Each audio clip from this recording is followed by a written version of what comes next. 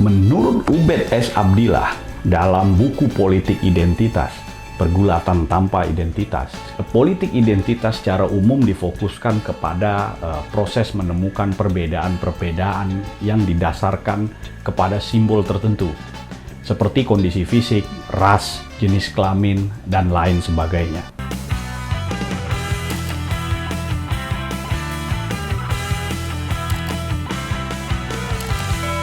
Assalamualaikum warahmatullahi wabarakatuh.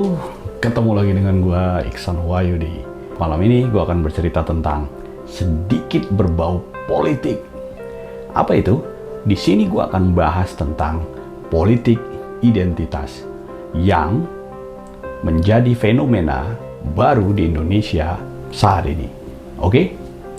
Persoalan nasionalisme jauh sebelumnya memang telah dimaknai bersama sebagai semangat antar suku, agama, ras, kelas, dan lain-lain di Indonesia sebagai bentuk perlawanan terhadap penjajahan yang menciptakan integrasi yang sangat harmonis hingga tercapailah kemerdekaan Indonesia atas dasar kerjasama keragaman tersebut.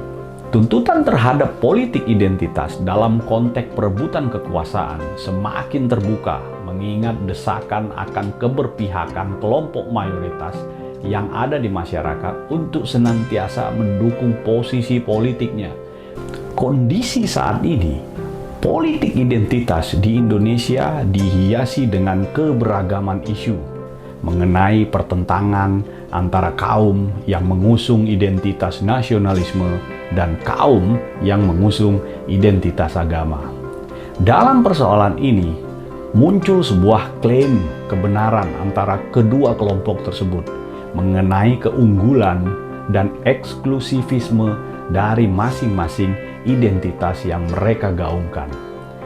Ditilik lebih mendalam, sejarah panjang kemerdekaan Indonesia hingga saat ini telah membuktikan bahwa landasan keagamaan telah memberikan kontribusi yang begitu besar bagi terbentuknya bangsa Indonesia, tidak terkecuali dengan dibentuknya dan disepakatinya Pancasila sebagai landasan negara Indonesia.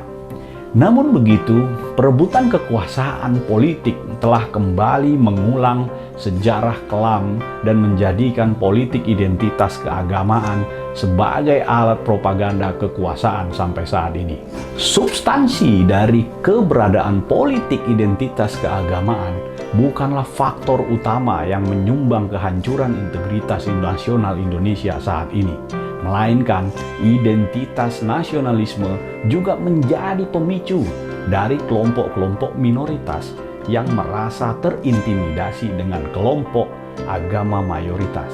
Ditambah lagi bumbu terpancingnya kelompok-kelompok masyarakat awam dengan pemberitaan hoax menyebabkan masyarakat mudah mengambil keputusan tanpa mempertimbangkan kembali rasionalitas dan kebenarannya.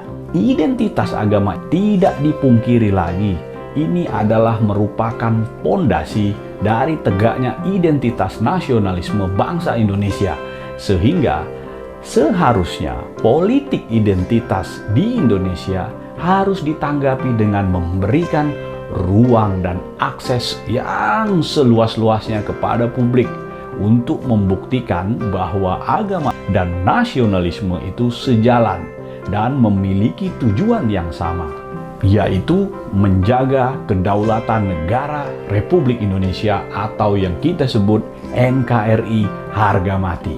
Situasi hari ini setelah sekembalinya seorang ulama besar membuat politik identitas di Indonesia semakin semangat kembali, semakin lebih berwarna.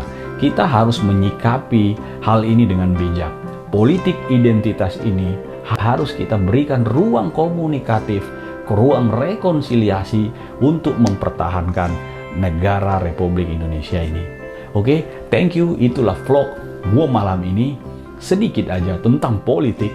Semoga kita semua tercerahkan supaya kita tidak terjebak dengan hal-hal kebencian yang lebih mendalam.